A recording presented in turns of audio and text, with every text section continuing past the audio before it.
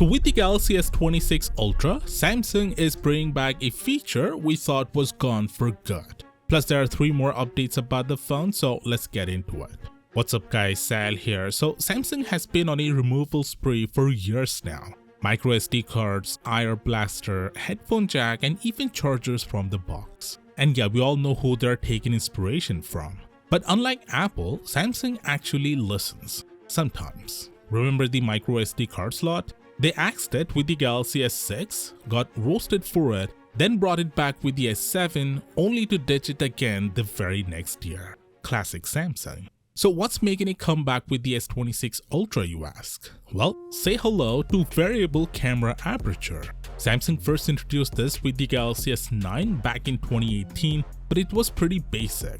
It could switch between 2 camera settings depending on the lighting. Cool at the time, but nothing crazy. Fast forward to now, and Samsung is taking things to the next level with the S26 Ultra. Instead of just 2 preset stops, the aperture will adjust smoothly just like a real camera. If you're wondering why this matters, think of the camera lens like your eyes on a bright day. When it's super sunny, you squint or wear sunglasses to block excess light. In low light, you open your eyes wider to see better. A variable aperture does the same thing for your phone's camera. It adjusts how much light gets in so your photos and videos don't look too bright or too dark.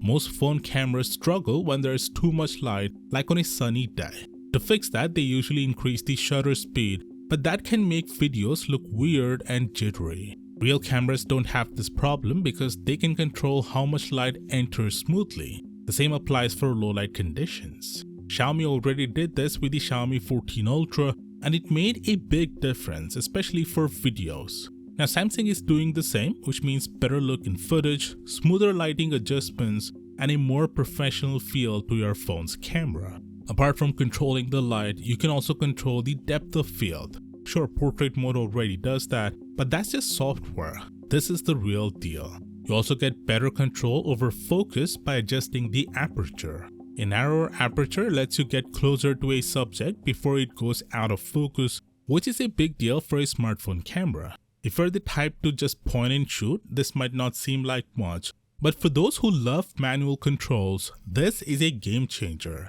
especially when paired with that 200 megapixel main camera. Now speaking of bringing features back, Samsung actually took a step backward with the S Pen on the S25 Ultra by removing its Bluetooth functionality. There's no word yet on whether Samsung plans to bring it back with the S26 Ultra next year, but when they first downgraded it, many of us were worried they might be considering ditching the S Pen entirely. That downgrade felt like the beginning of the end.